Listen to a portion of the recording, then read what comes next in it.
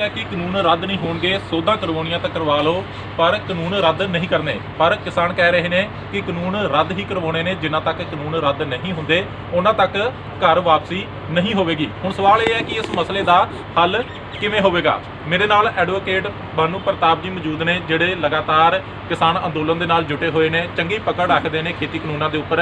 इन्हां दे नाल गलबात करते हैं। सर, सब तो पहले स्वागत है टीवी पंजाब से। खेती कानूनों का मसला लगातार उलझदा जा रहा है, लगातार किसान दिल्ली ਦੀਆਂ ਮੁੱਖਾਂ ਤੇ डटे हुए हैं, पर सरकार कह रही है कि कानून रद्द नहीं होंगे। तुसीं इस मसले का हल की देखते हो? नहीं, हल तो बहुत सीधा है और हल में ये तीनों कानून वापस होंगे। सरकार को ये वापस करने ही पड़ेंगे, करेगी सरकार। मेरा अपना आकलन है कि सरकार कोर्ट के माध्यम से इनको वापस कराएगी, क्योंकि मोदी जी की जो मूछें हैं ना, जो उनकी अकड़ है, अहंकार है, उस अहंकार के उसमें वो खुद नहीं अपने आप को दिखाएंगे कि मैं झुक गया, मैं किसानों के सामने जो है मैंने हार मान ली। तो ये कानून निश्चित रूप से ख़त्म होंगे, लेकिन कोर्ट के माध्यम से। सुप्रीम कोर्ट ही ख़त्म करेगी ताकि उनकी अकड़ बच जाए, उनका अहंकार बच जाए। लेकिन कब होंगे मैं ये नहीं कह सकता हूँ, पर इतना भी कह सकता हूँ इसी साल में ज़रूर होंगे, क्योंकि उत्तर प्रदेश में चुनाव होने वाला है 2022 में, पंजाब में चुनाव होने वाला है और मणिपुर और यहाँ पे होने वाला है उत्तराखंड में। एक पल को अगर मैं ये मान लूँ कि पंजाब के चुनाव की शायद उसे परवाह ना हो, लेकिन उत्तर प्रदेश के चुनाव की बीजेपी को जरूर परवाह है, उत्तराखंड के चुनाव की बीजेपी को जरूर परवाह है। उन चुनावों से पहले ये कानून वापस होंगे, जरूर होंगे। इससे कम पे कोई न समझौता है और ना ही इसमें किसी को शक भी होना चाहिए। बिल्कुल, तुहाडी गल ठीक है। सुप्रीम कोर्ट के राही हो सकता है इस मसले का हल हो जाए, पर किसान सुप्रीम कोर्ट में मान नहीं रहे। वो कहते हैं कि असीं तां ना उन्हां दी कमेटी दे विच शामिल होना है, सानू कोर्ट का सहारा नहीं चाहिए। नहीं, वो तो बिल्कुल सही कहा है, क्योंकि कोर्ट का मतलब ही कुछ नहीं है। जब सरकार इन कानूनों को लेकर आई है संसद के माध्यम से, तो संसद से रिपील करें। दूसरी बात यह है कि कोर्ट में हम गए ही नहीं हैं। पहले ही दिन से जो हमारे किसानों का स्टैंड रहा है, हम कोर्ट नहीं जाएंगे।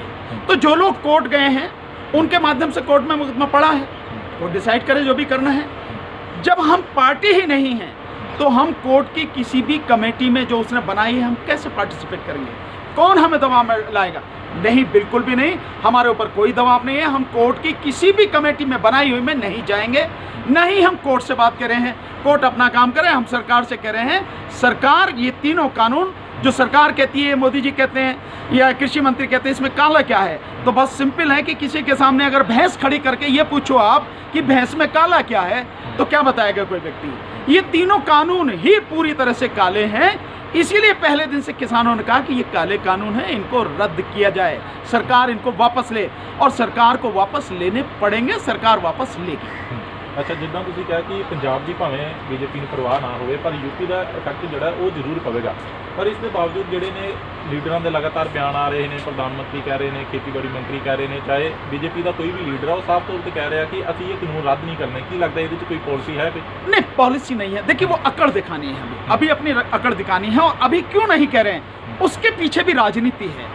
इस समय जो पश्चिम बंगाल में चुनाव चल रहे हैं, जो असम में चुनाव होने वाले हैं, अगर पश्चिम बंगाल के चुनावों का नतीजा बीजेपी के अनुरूप रहा, उसके फेवर में रहा, निश्चित रूप से बीजेपी के तेवर कुछ और होंगे। और पश्चिम बंगाल के चुनावों का नतीजा अगर बीजेपी के अगेंस्ट में रहा, बीजेपी वहां हार गई, जिसकी संभावना बहुत प्रबल है, चाहे ये कुछ भी दिखा रहे हो अपने गोदी मीडिया के माध्यम से, लेकिन जो जमीनी वहां की हकीकत है वो कुछ अलग है।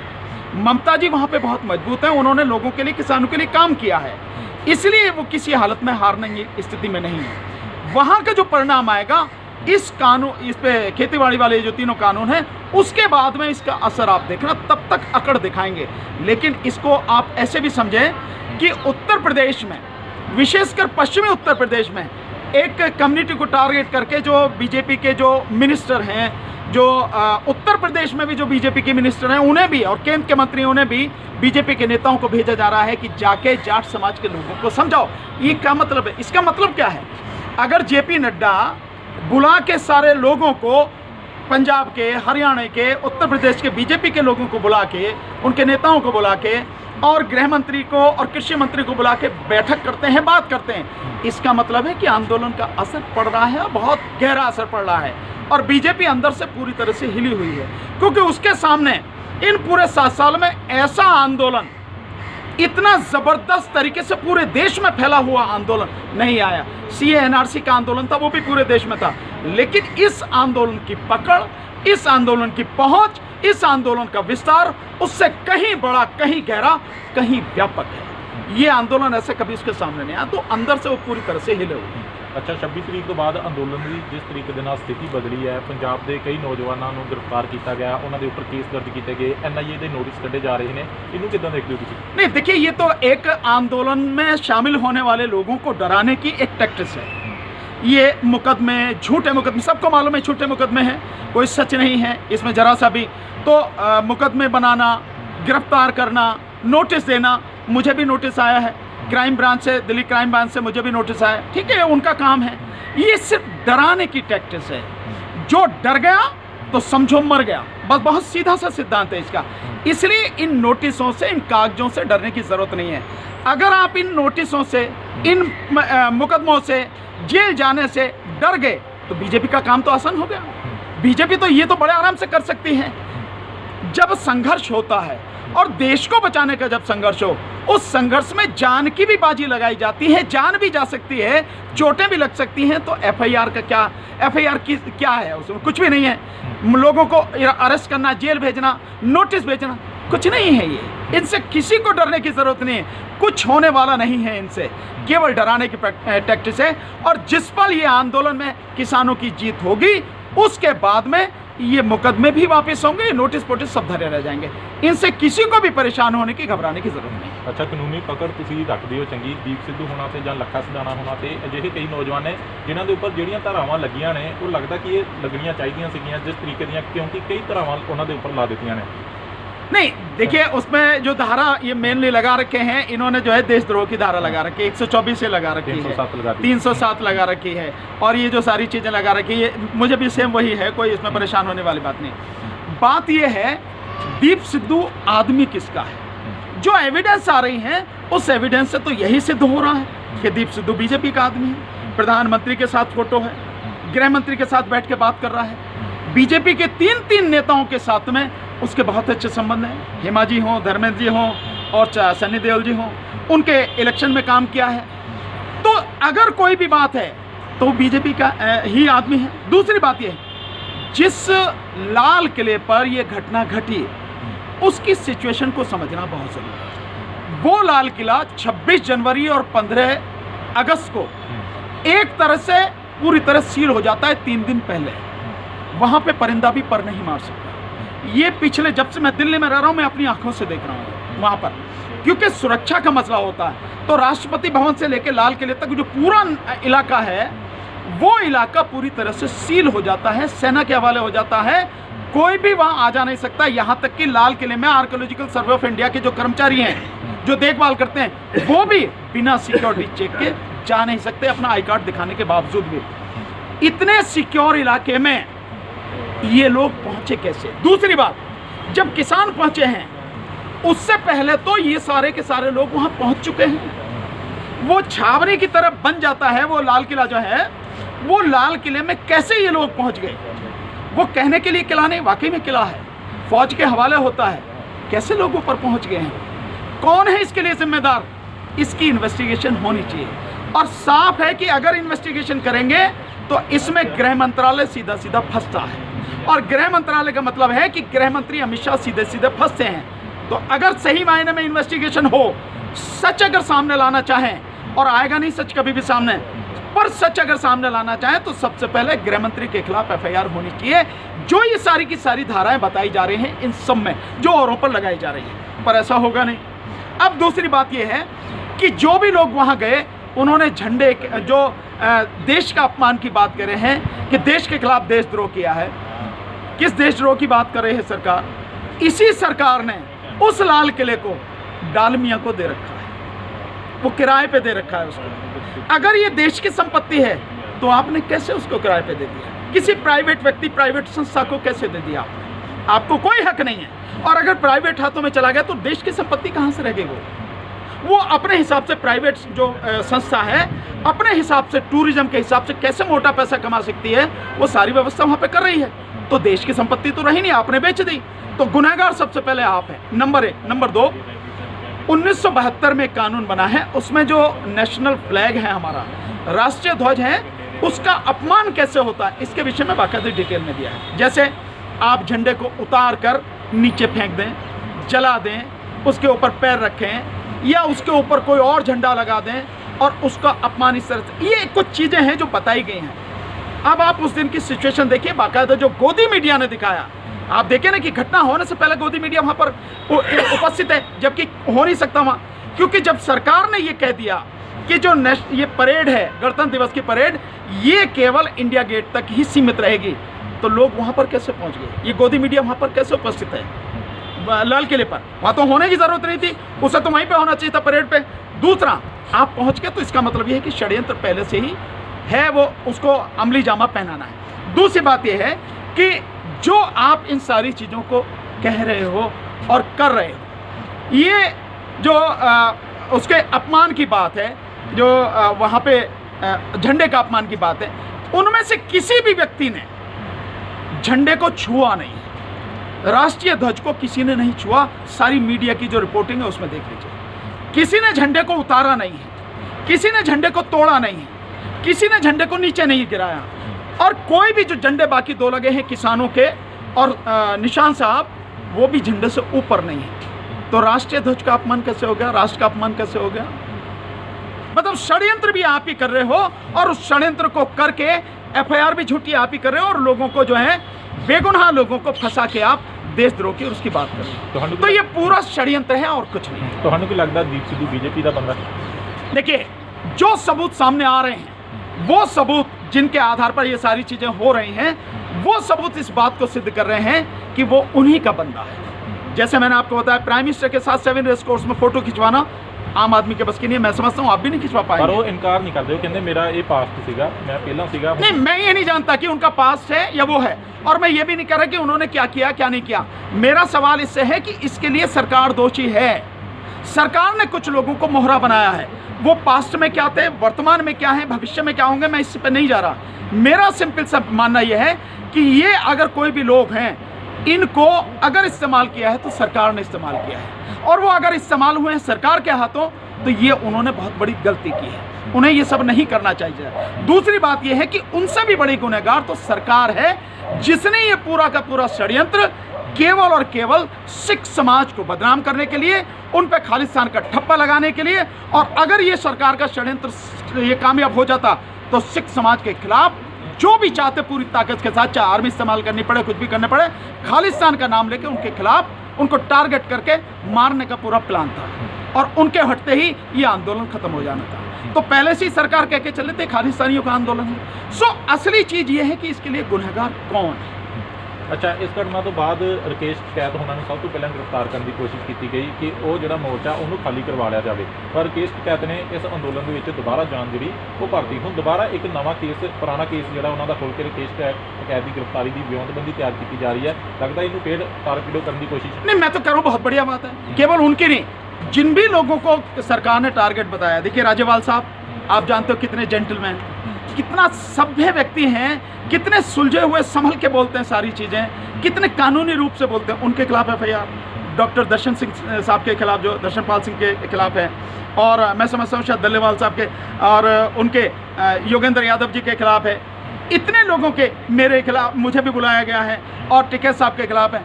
सब लोगों को गिरफ्तार कर लो, सब वहीं तो बैठे हैं। अगर कोई रोक रहा है क्या भाई? अगर तुम में इतना दम है और तुम कह रहे हो अपराधी हैं, सारे तुम्हारी आंखों के सामने घूम रहे हैं, तुम ही ने उनको सुरक्षा दे रखी है। अगर वो गुनहगार है तो कर लो ना। ये सब नौटंकी है, ये केवल एक टैक्टिस है लोगों को दबाने के लिए। कल मैंने एक बड़ी मज़ेदार वहाँ बात सुनी, गाजीपुर बॉर्डर पे मैं था, तो वहाँ पे एक संत युवराज को जानते हैं, जो जिनकी वीडियो कई बार अगर आप देखते हो, संत युवराज ने आके वहाँ पे ये कहा कि सरकार ने मुझे भेजा है। मैं नहीं जानता सच कितना है, झूठ कितना है, लेकिन ऐसा संत युवराज का कहना है। और मुझे एक मीडिया वाले साथी ने यही बातें बताई कि संत युवराज ये कह रहे हैं कि उन्हें बीजेपी ने कहा है कि भाई आप 80 करोड़ रुपए का आपको ऑफर है, जाके टिकैत साहब को तोड़ो इस आंदोलन से, और अगर और भी ज़्यादा पैसे की ज़रूरत हो तो चिंता नहीं करना, आप इसको कर देना। तो मैंने यही कहा कि 80 में जो 80 करोड़ नहीं, इसको 80,000 करोड़ कर लो, तब भी टिकैत बिकने वाले नहीं हैं। और अगर कुछ होता भी है तो आंदोलन को अभी आप समझ नहीं पाए, जितने चेहरे सामने हैं उससे कई गुना चेहरे उसके पीछे हैं। एक जाएगा तो 10 आदमी आएंगे, उसको लीड करने वाले, उसको रोकने वाले। अब ये सरकार की समझ से बाहर हो गया आंदोलन, सरकार की पकड़ से बाहर हो गया। ये आंदोलन अब खत्म नहीं होता। ये आंदोलन जितना लंबा चलेगा, मैं आपके सामने कह रहा हूँ, दावे से कह रहा हूँ, बीजेपी को उखाड़ के ही ये आंदोलन खत्म हो जाए तो हो जाए, उससे पहले नहीं होने वाला। या सरकार उससे पहले कानून वापस ले ले तो ही खत्म होगा। जितना लंबा चलेगा बीजेपी के लिए उतना ही नुकसान। पर लगता है ਇਹਦਾ ਕੋਈ ਸਰਕਾਰ ਤੇ ਅਸਰ ਹੋ ਰਿਹਾ, ਕਿਉਂਕਿ ਇੱਕ ਪਾਸੇ ਕਿਸਾਨ ਅੰਦੋਲਨ ਚੱਲ ਰਿਹਾ ਹੈ, ਇਸ ਚੀਜ਼ ਦਾ ਵੀ ਪ੍ਰੈਸ਼ਰ ਪਾਇਆ ਜਾ ਰਿਹਾ ਕਿ ਸਰਕਾਰ ਤੇ ਪੈ ਰਿਹਾ, ਪਰ ਦੂਜੇ ਪਾਸੇ ਜਿਸ ਤਰੀਕੇ ਦੇ ਨਾਲ ਮਹਿੰਗਾਈ ਵੱਧ ਰਹੀ ਹੈ, ਪੈਟਰੋਲ ਡੀਜ਼ਲ ਦੇ ਰੇਟਾਂ ਨੂੰ ਲੈ ਕੇ ਲੋਕ ਸੜਕਾਂ ਦੇ ਉੱਪਰ ਉਤਰੇ ਹੋਏ ਨੇ। ਅੱਜ ਜੀਐਸਟੀ ਦੇ ਵਿਰੋਧ ਦੇ ਵਿੱਚ ਵਪਾਰੀਆਂ ਦੇ ਵੱਲੋਂ ਭਾਰਤ ਬੰਦ ਦੀ ਕਾਲ ਦਿੱਤੀ ਗਈ, ਹਰ ਵਰਗ ਸ਼ਾਮਲ ਹੋ ਰਿਹਾ ਹੈ। ਕਿਸਾਨ ਅੰਦੋਲਨ ਦਾ ਵੱਖਰਾ ਪ੍ਰੈਸ਼ਰ ਹੈ, ਪਰ ਸਰਕਾਰ ਟਸ ਤੋਂ ਮਸ नहीं। देखिए ये अच्छा, मैं इसे अच्छा मानता हूँ, क्योंकि देखिए बहुत सी चीज़ें हम जब बहुत पहले देख रहे हैं कि आगे तक कितना असर पड़ने वाला है, और बता भी रहे हैं लगातार, आपके माध्यम से लोगों तक पहुंच भी रही हैं बातें, उनको समझा रहे हैं हर चीज़। उसके बावजूद भी कुछ लोग ऐसे हैं जो अभी घरों में बैठे हैं। जिस तरह से ये सरकार काम कर रही है, जैसे महंगाई बढ़ रही है, पेट्रोल डीजल के दाम बढ़ रहे हैं, ये सारी चीज़ों से, गैस के दाम बढ़ रहे हैं, उस पब्लिक पर असर पड़ेगा। तो जो बात हम कह रहे हैं, जो हम आंदोलन कर रहे हैं देश को बचाने के लिए, केवल किसान के लिए नहीं, किसान आंदोलन पूरे देश को बचाने के लिए कर रहा है। एहसानमंद होना चाहिए देश को, और एहसानमंद होना चाहिए पंजाब के सिख समाज के साथियों का, हरियाणा के साथियों का, जो इस आंदोलन को लीड कर रहे हैं देश को बचाने के लिए। तो जो लोग अभी घरों में बैठे हैं, जिन पे कोई इसका असर नहीं हो रहा, वो लोग भी अब बाहर निकल कर आएंगे, वो लोग भी कंधे से कंधा मिलाकर चलेंगे। ये जो आज भारत बंद एमएसएमई व्यापारियों ने कॉल दी है, ये लोग इस आंदोलन में बहुत पहले साथ आ चुके हैं। हम उनको बार बार बता रहे हैं, क्योंकि इस सरकार की नीतियों के हिसाब से 90% एमएसएमई सेक्टर पूरी तरह से तबाह हो चुका है। 6.5 करोड़ एमएसएमई के जो है मतलब यूनिट्स हैं, और 6.5 करोड़ के आप समझिए कि अगर 4 परिवार भी, 4 लोग भी एक परिवार में लगाएं तो कितना बड़ा परिवार, कितनी बड़ी आबादी है। वो लोग भी अब क्योंकि तबाह हो चुके, मात्र 10% ही बचे हैं जो अब सर्वाइव कर पाएंगे, इस आंदोलन में लगातार आ रहे हैं। और आज की व्यापारियों की ये कॉल, ये उस बात का प्रतीक है कि उनको भी समझ में आ रहा है इस सरकार के खिलाफ आंदोलन करना पड़ेगा। मैं उनसे ये जरूर रिक्वेस्ट करूंगा आपके माध्यम से कि अलग अलग नहीं, मिल के साथ में आंदोलन करो, सारे के सारे साथ आ जाओ। सरकार को उखाड़ के फेंकना, मैं इससे दूसरी कोई बात नहीं करता, सरकार को उखाड़ कर फेंकना है, क्योंकि जब तक सरकार उखाड़ के नहीं फेंकी जाएगी इस देश की समस्याओं का अंत नहीं होगा। समाधान तो बहुत दूर की बात है, नहीं होने वाला है। इसलिए सबको साथ आना चाहिए।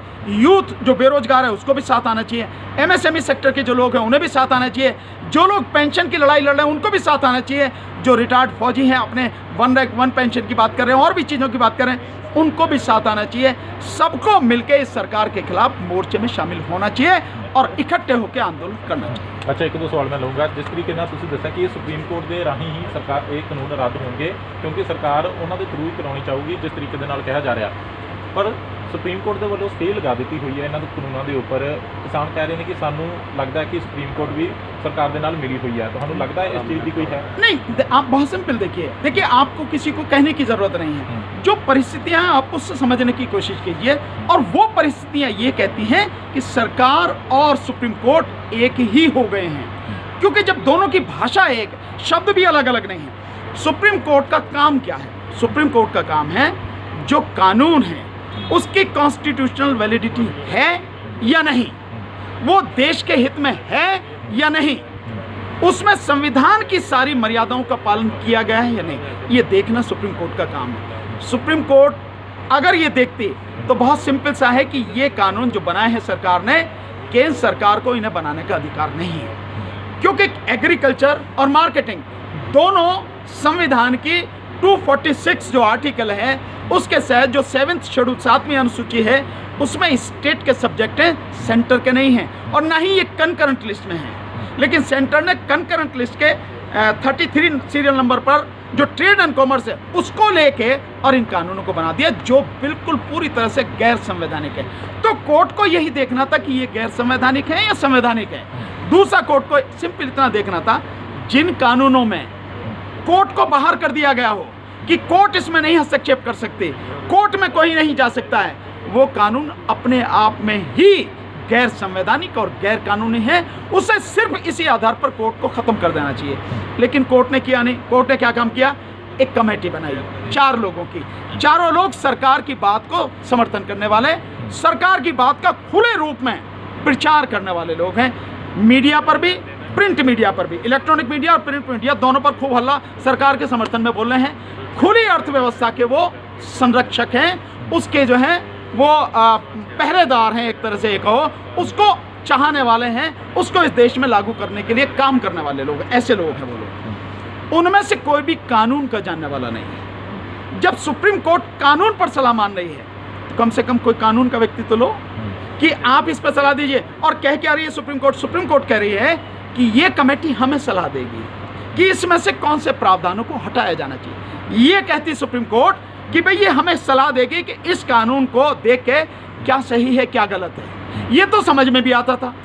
सुप्रीम कोर्ट कह रही है कि ये सलाह देगी, पर्टिकुलर ये वर्ड है, ये सलाह देगी कि इसमें से क्या हटाया जा सकता है। इसका मतलब आप संशोधन करना चाहते हैं। ये तो सरकार भी कह रही है कि किसान बताएं तो जो कहेंगे इसमें से संशोधन कर देंगे। तो जो भाषा सरकार की है संशोधन की, वही भाषा सुप्रीम कोर्ट की है। तो क्या ऐसा नहीं लगता इन सारी चीज़ों को देख के कि दोनों एक ही भाषा बोल रहे हैं, एक ही तरह से काम कर रहे हैं। दूसरी बात, आप स्टे दे रहे हो, ठीक है, आपने स्टे कर दिया, आपको पावर है, लेकिन स्टे देते समय आप रीजन तो बताओगे कि क्यों स्टे कर रहे हैं आप। सुप्रीम कोर्ट ने वो नहीं बताया। और जो जजमेंट दिया 12 तारीख को, उस ऑर्डर जो दिया, उस ऑर्डर में लास्ट की 8-10 लाइन आप पढ़िए, बड़ी मजेदार है। उसमें सुप्रीम कोर्ट ये कहती है कि देखो अब तो जो है किसान नेताओं को खुश होना चाहिए कि उन्हें ऐसा एक्स्ट्रा ऑर्डिनरी, ये वर्ड है, एक्स्ट्रा ऑर्डिनरी ऑर्डर मिला है उन्हें, और उन्हें अपने साथियों को समझाना चाहिए, चलो भाई अब क्या करोगे, बैठ के चलो, अब क्या करें, अब तो स्टे भी हो गया और बड़ा एक्स्ट्रा ऑर्डिनरी ऑर्डर मिल गया। क्या ये माना जाए कि सुप्रीम कोर्ट भी इस आंदोलन को उठाने के लिए सारे काम कर रही है, और सरकार भी किसी हालत में यही चाहती है कि किसी तरह से ये आंदोलन उठ जाए।